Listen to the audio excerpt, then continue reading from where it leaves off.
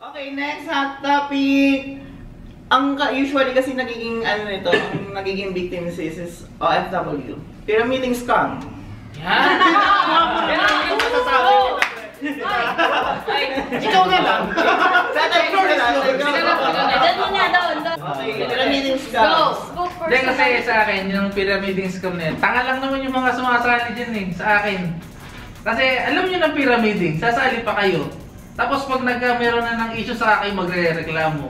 Unang-una, in-invite kayo na alam nyo pyramiding. Kahit once na alam yung mga bibigay ng mga produkto, tapos kailangan yung mag-recruit din. Pyramiding na yun, ba't yung kailangan mag-recruit na ng panibago para lang kayo kumita? Oo. Yun na yan, doon lang sa start pa lang na yan na sinabing kailangan nyo din mag-recruit para kumita kayo. Pyramiding na yun. Tasali pa kayo. Iakad ka pa sa Gusto niyo magkape? Gusto niyo magkape? Para lang mag-ano. Kape. Para lang pilitin ka, no? Alam mo kung sino yung nag-add sa'yo pag tingin mo yung Facebook profile niya, puro royal. Power! Power! Kung ano-anong networking pala. Ang dami-dami nga ngayon, M Goldex ang mumuna. Hindi kasi yung sa M Goldex, wala silang product. Diba, parang ano lang sila. Parang naalala ko before yung SWA. Wala silang product. Ano yung SWA? Ganyan din. Alliance. Yung ahas yun, ahas. Malaki maliit. Ganyan sila. Maliit. Pero na-invite na kayo sa ganun? Nagsisimula pa lang sabi, meron kaming yung unang sabi pa lang sa akin na meron kaming may bebenta kaming produkto sa'yo tapos ibebenta mo din sa iba. Ayoko, pyramiding yan. Sabi, hindi to pyramiding, ayoko nga. Okay. Tapos, ganun ako pag may nagtatanong sa akin. Na-invite. Na-invite ako kasi, hindi, si Jihan kasi nag-i-use ano yun. Diba? Nag-i-use ano siya. Pero, Ano? Usana. Usana. Ano yun? Usana. Yun yung Usana. vitamins. Usana health. Usana. Dami na lang. pero kung sa akin kasi, okay lang at least basta yung license is license nga sa Philippines. Legit siya. Which is, basta may binibenta kang product, okay sa akin yun. Pero katulad yung like na sinabi ko, M Goldex, SWA. Kasi minsan tinanong ako, sa SWA pa nun, anong product nyo sa SWA? Hindi niya ako masagot ng diretso. So, which means, para sa akin, ganun yung pyramiding.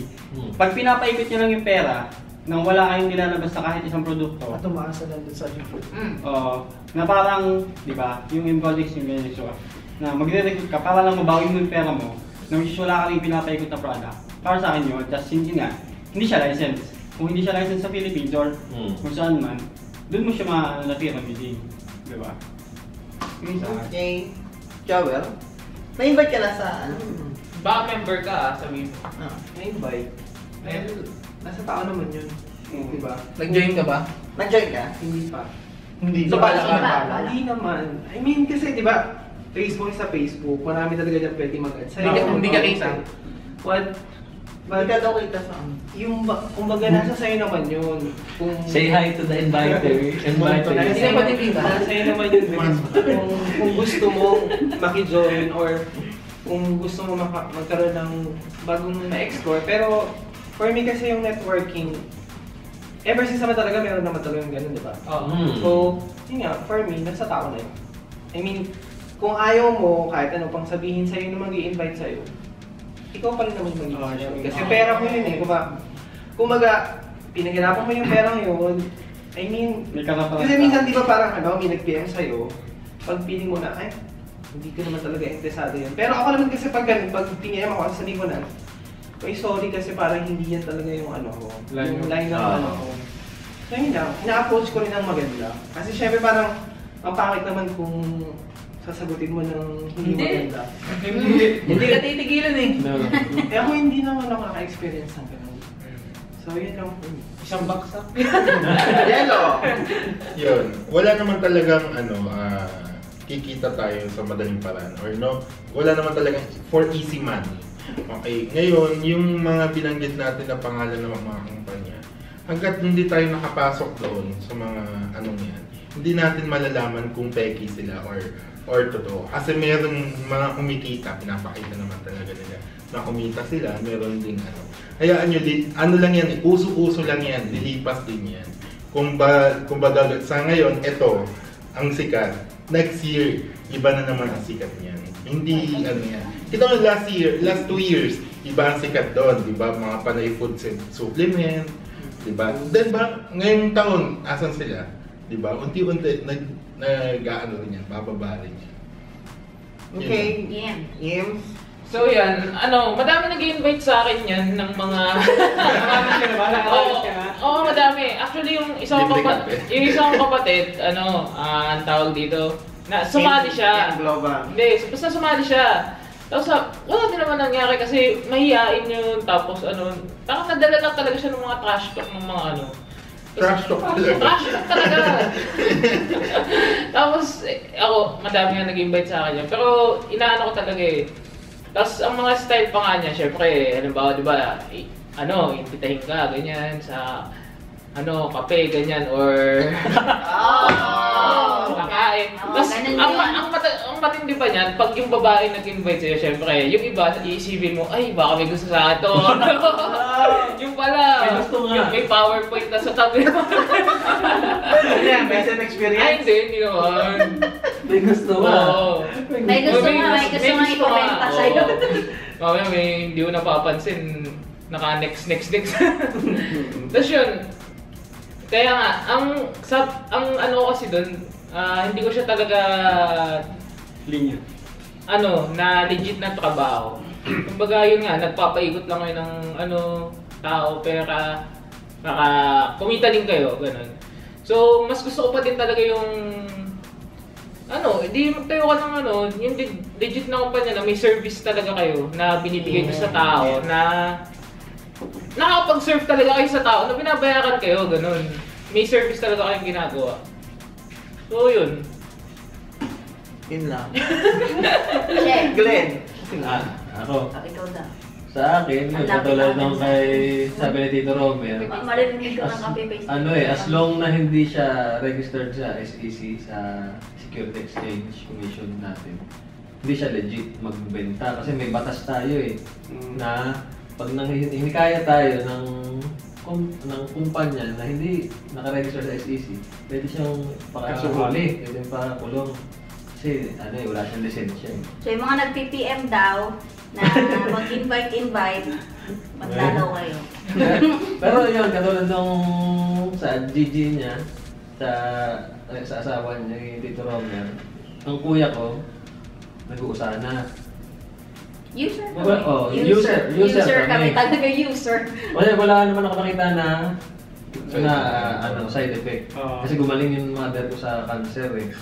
So, continuous. Tapos, anong nangyari nun, pinakuha niya ako na isang parang package na parang ako yung naging downline niya. Kasi downline. Wala, siguro tulong ko na din, kumuha ako. Para, ang pinagamit ko, si Mrs. at si Mother, pero hindi ako nagbebenta. Basta kumuha lang ako para yung putol ko maging unlimited. Pero maganda nga kasi din yung user, nakasubok na din ako ng mga products. Doon ako pumayat, by the way. Okay. Kaya ngayon nakabala ako ulit. Diba? Oo, doon ako pumayat. Tumigil siya ng paggamit. Tsaka maganda yung vision. Ayusan. Tapos, sana may monetization.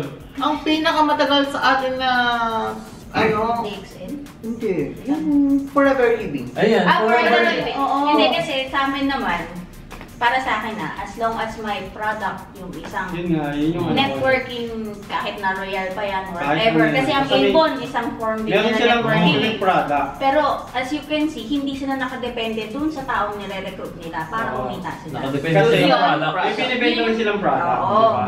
So, pagdating sa ganon, sa akin, kabuhayan niya yan eh. Oo. Kanya-kanyang trip niya yan.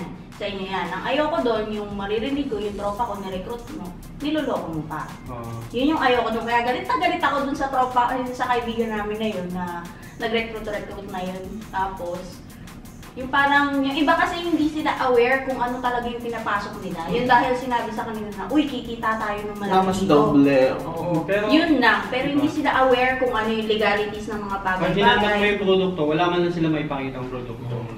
Ayan, isa pa yun. Nalalabuhan talaga ako, ulitin ko lang yung sa SWA dati.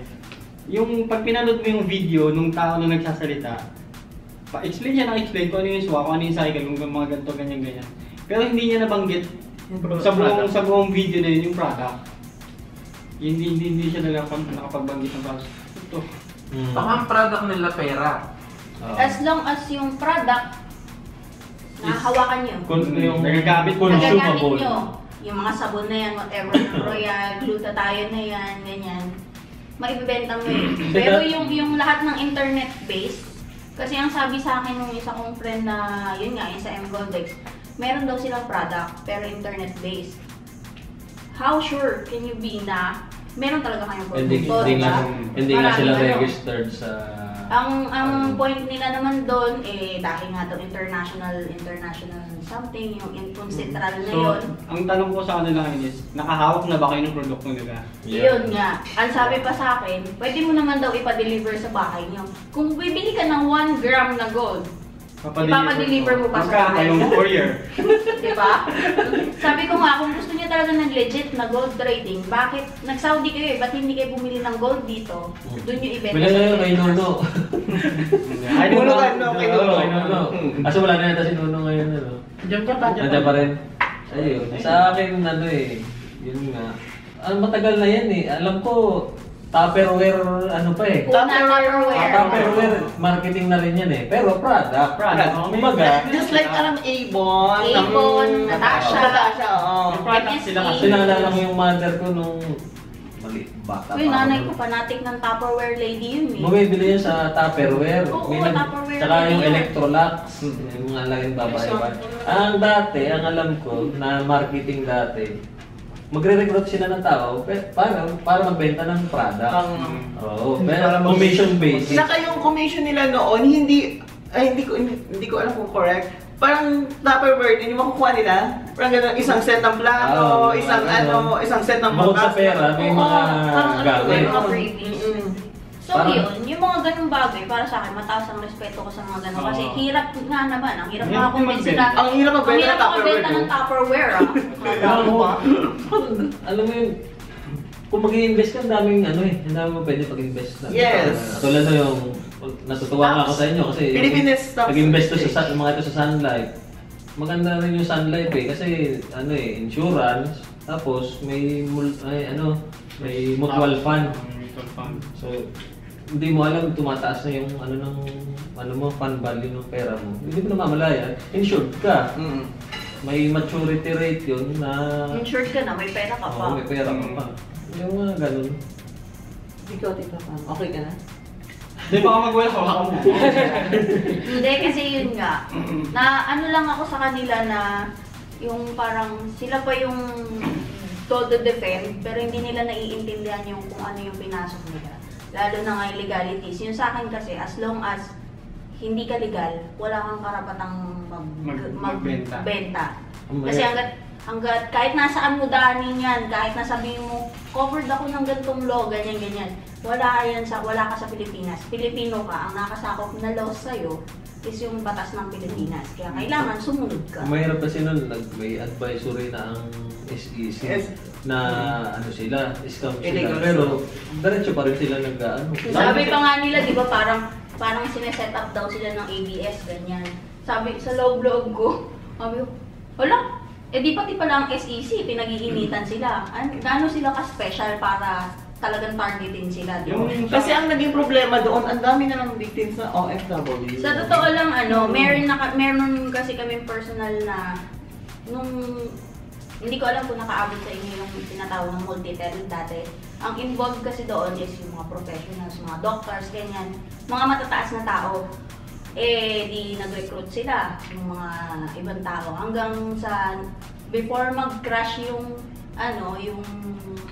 company na yon, may mga naghahabol na.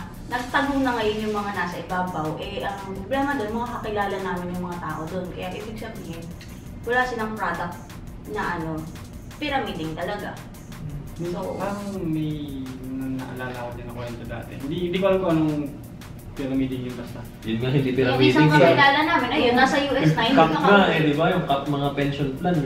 Pero kasi, sa dami ng networking sa atin, sa dami rin ng Pero biktima talaga, ng networking. Ang kailangan lang naman is para ma-convince ako is yung batas, kailangan covered ka ng batas sa Pilipinas. Sa yung produkto, kailangan mo may produkto. Pag wala kang produkto is Mahirap yun. Tsaka parang nakakainis pa yung iba na ang yayabang pa sa Facebook, papakita yung pera, magbibilang, di ba? May kaibigan ako na Diba? Isa na kasi yun member sa siya, marketing. front row naman, yung parang royal siya, front row. Tapos, naglabas yung front row ng picture ng isang member ng isang company na kunwari ang daming pera. Cheque, ganyan. Yung pala, pinaltan yung pangalan galing dun sa member ng front row na kumita ng pera. So, dun pa lang, nanloloko na Yun nga, tsaka yung iba nga parang, oo, totoo yung nilalabas sa Facebook, nagpa-picture yung isa sa sasakyan na nakakuha na siya sa sasakyan. Yun, brand. Tapos yung sasakyan na yun din yung Doon picture ng pumapasok isa. brand yun. Diba? Napadikit laikan niya na eh. Nakapadaan sa amin! Mayaman na agad. Marami ka lang yung sasakyan eh. Sabi ko sa YouTube kanina, May Lamborghini nga ako. ano yung napanood natin sa YouTube kanina? Iisang kotse, 10 tao, iba-ibang picture, pare-pareho ang plate number. Ano yan, kondo? Diba? Parang, Yun nga, nakakainis ang yayabang pa nila. Ikaw, Jeff.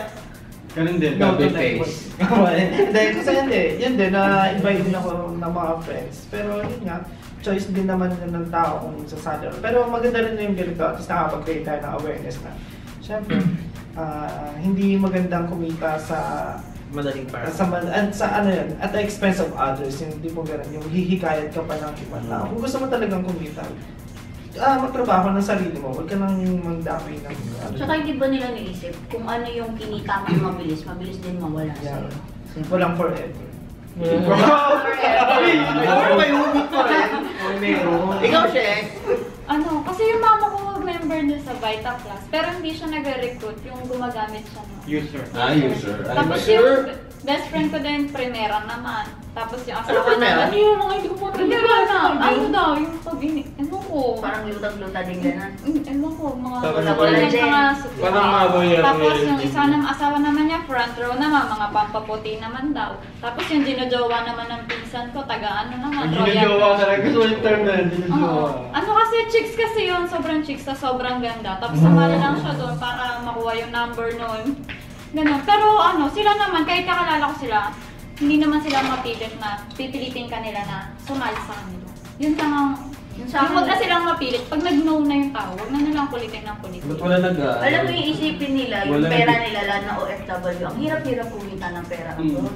Tapos i-join mo lang sa ganyan. Hindi ka sigurado kung legit yan. Eh kasi ang iniisip nila nga, may pera tayo, bakang gano'n, hindi nila alam na Kaya usually, pinag-iwapan natin OFW talaga yung maintain. Diyos ko, yung best friend ko nga, ano yun, sa front row, pinapasali ako 10K, ganyan. 10K ang hinihingi. Sabi ko, huwag na lang pala. 35. 36. Pero pag tinignan mo yung calculation table ng Mgoldex kasi, ang laki yung parang napupunta sa taas.